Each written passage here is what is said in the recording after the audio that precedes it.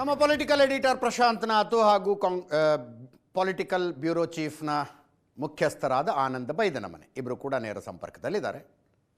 ಪ್ರಶಾಂತ, ಇದುವರೆಗೂ ಹೇಳಿದ ಸುದ್ದಿಗಳ ಪೈಕಿ ಬಿ ಕೆ ಹರಿಪ್ರಸಾದ್ ಅವರಿಗೆ ಮಂತ್ರಿ ಸ್ಥಾನ ಬಹಳ ಕುತೂಹಲಕಾರಿ ಸುದ್ದಿ ಅನ್ನಿಸ್ತಾ ಇದೆ ನನಗೆ. ಅದೇ ನೋಡಿ, ಕಾಂಗ್ರೆಸ್ ಹೈಕಮಾಂಡ್ 2023ರಲ್ಲಿ ಡಿ ಕೆ ಶಿವಕುಮಾರ್ಗೆ ಒಂದು ಅನಿವಾರ್ಯ ಪರಿಸ್ಥಿತಿಯಲ್ಲಿ 2 ಸ್ಥಾನಗಳನ್ನು ನೀಡಿತ್ತು. ಒಂದು KPCC ಅಧ್ಯಕ್ಷ ಸ್ಥಾನ ಲೋಕಸಭಾ ಚುನಾವಣೆ ಮುಗಿಯುವವರೆಗೆ, ಜೊತೆಗೆ ಉಪಮುಖ್ಯಮಂತ್ರಿ ಸ್ಥಾನ ಸಿಂಗಲ್ ಅಲೋನ್ ಉಪಮುಖ್ಯಮಂತ್ರಿ ಸ್ಥಾನವನ್ನು ನೀಡಿತ್ತು. ಅದಾದ ನಂತರ ಉದಯಪುರದ ಚಿಂತನ ಶಿಬಿರದಲ್ಲಿ ಈ ವಿಷಯವೂ ಬಂತು. ಅನಿವಾರ್ಯ ಮತ್ತು ಅಪರೂಪದ ಪರಿಸ್ಥಿತಿಯಲ್ಲಿ ನಾವು ಡಿ ಕೆ ಶಿವಕುಮಾರನ್ನು 2 ಸ್ಥಾನಗಳನ್ನು ನೀಡಿದ್ದೇವೆ, ಆದರೆ ಅದು ಎಲ್ಲೂ ಬೇರೆ ಕಡೆ ಅಪ್ಲಿಕೇಬಲ್ ಆಗಲ್ಲ ಅಂತಕ್ಕಂಥದ್ದನ್ನು ಕಾಂಗ್ರೆಸ್ ಹೈಕಮಾಂಡ್ ಹೇಳಿತ್ತು.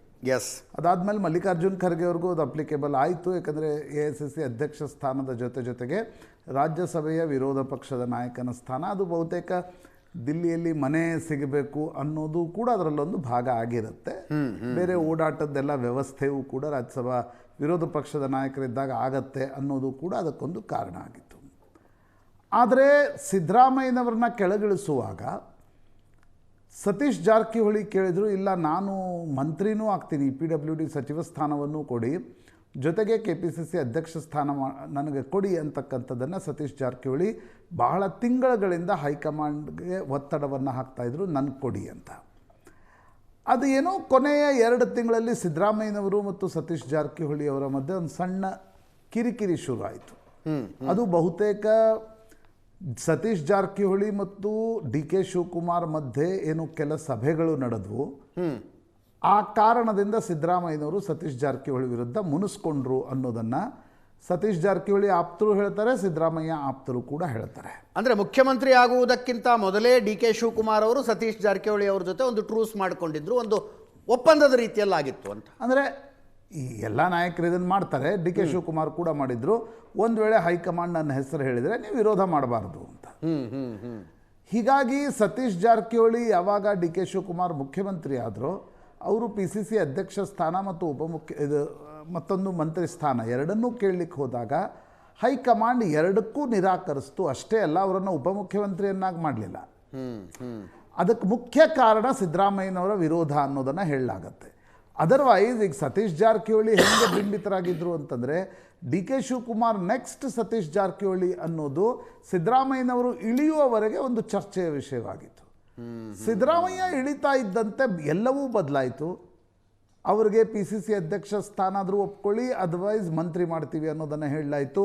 ಉಪಮುಖ್ಯಮಂತ್ರಿ ಸ್ಥಾನವನ್ನು ಕೊಡಲಿಕ್ಕೂ ಕೂಡ ಹೈಕಮಾಂಡ್ ಒಪ್ಪಲಿಲ್ಲ. ಅದಕ್ಕೆ ಮುಖ್ಯ ಕಾರಣ ಸಿದ್ದರಾಮಯ್ಯನವರ ಬೆಂಬಲ ಸತೀಶ್ ಜಾರಕಿಹೊಳಿಗೆ ಇಲ್ಲದೇ ಇರೋದು.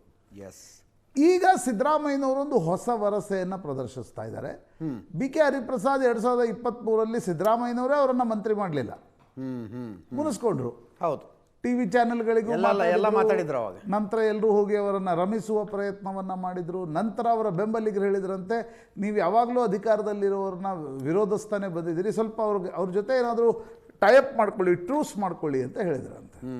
ಅದಾದಮೇಲೆ ಹಿಂದುಳಿದ ವರ್ಗದ ನಾಯಕರು ಅನ್ನುವ ಕಾರಣಕ್ಕೋಸ್ಕರ ಹರಿಪ್ರಸಾದ್ ಮತ್ತು ಸಿದ್ದರಾಮಯ್ಯನವರ ಮಧ್ಯೆ ಸಂಬಂಧಗಳು ರಿಪೇರಿ ಆದವು.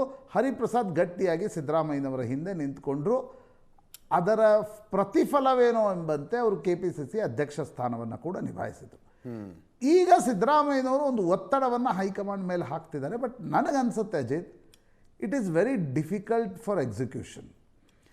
ಯಾಕಂದರೆ ಹರಿಪ್ರಸಾದ್ರಿಗೆ ಈ ರೀತಿಯ ಅಧ್ಯಕ್ಷ ಸ್ಥಾನವನ್ನು ಕೊಟ್ಟಿದ್ದು ಸಂಘಟನೆ ಅವ್ರಿಗೆ ಗೊತ್ತಿದೆ, ಓಡಾಟ ಅವ್ರಿಗೆ ಗೊತ್ತಿದೆ, ವೈಚಾರಿಕವಾಗಿರ್ತಕ್ಕಂಥ ಕಾಂಗ್ರೆಸ್ನ ವೈಚಾರಿಕ ಬದ್ಧತೆ ಹರಿಪ್ರಸಾದ್ಗಿದೆ ಅನ್ನುವ ಕಾರಣಕ್ಕೋಸ್ಕರ ಈಗ ಅವರನ್ನು ಸಿದ್ದರಾಮಯ್ಯನವರು ಹೇಳಿದರೂ ಕೂಡ ಹೈಕಮಾಂಡ್ ಮಂತ್ರಿ ಮಾಡುವ ಸಾಧ್ಯತೆಗಳು ತೀವ್ರವಾಗಿ ಕಡಿಮೆ ಅಂತ ಅನ್ಸುತ್ತೆ. ಸಿದ್ದರಾಮಯ್ಯನವರು ಒತ್ತಡ ಹಾಕ್ಬೋದು. ಸಿದ್ದರಾಮಯ್ಯನವರು ಸಾಕಷ್ಟು ಒತ್ತಡಗಳನ್ನು ಹಾಕಿದರೂ ಕೂಡ ಹೈಕಮಾಂಡ್ ಇಲ್ಲಿಯವರೆಗೆ ಅದನ್ನು ಮಾನ್ಯ ಮಾಡಿಲ್ಲ. ನಾನು ಯಾವುದೋ ನಾಯಕರ ಹತ್ರ ಇದೇನಿದು ಸುದ್ದಿ ಅಂತ ಕೇಳಿದಾಗ ಆ್ಯಕ್ಚುಲಿ ಸಿದ್ದರಾಮಯ್ಯನವರು DCM ಮಾಡಿ ಅವ್ರನ್ನ ಹರಿಪ್ರಸಾದ್ ಅವ್ರನ್ನ ಅಂತಿದ್ದಾರೆ ಅಂತ ಮಾಹಿತಿಗಳು ಹೇಳಿದ್ರು. ಅಲ್ಲ, ಅಂದರೆ ಆ ಲೆವೆಲ್ಗಿದೆ ಅಂತ ಬ್ಯಾಟಿಂಗ್.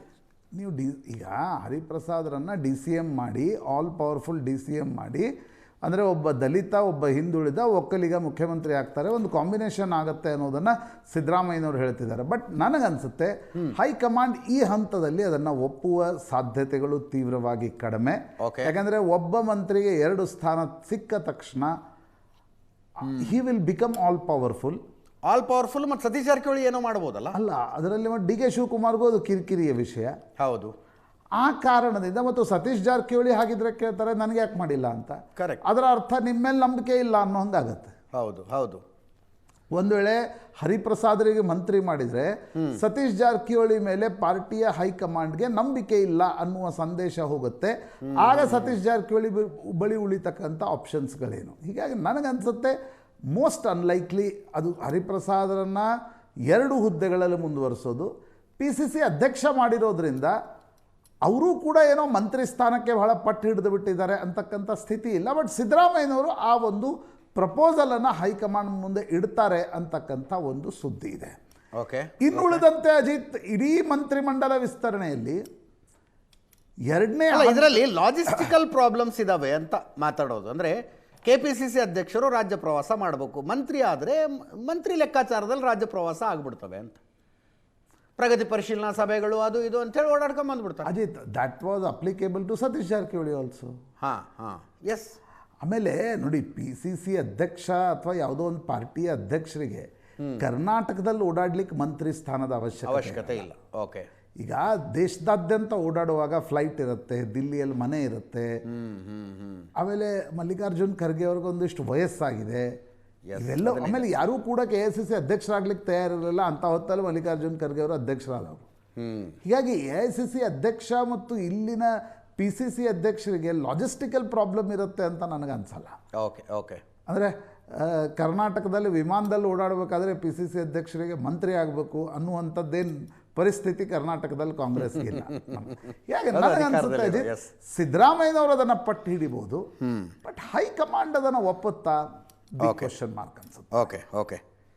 ಎಸ್, ಒಂದು ಸಣ್ಣ ಬ್ರೇಕ್ ತಗೊಳ್ಳೋಣ. ಬ್ರೇಕ್ ನಂತರ ಈಗ ಪ್ರೆಸೆಂಟ್ ಮಾಡಿದ ಸುದ್ದಿಯ ಬಗ್ಗೆ ಚರ್ಚಿಸುವುದ ಹಲವು ವಿಷಯಗಳಿದೆ.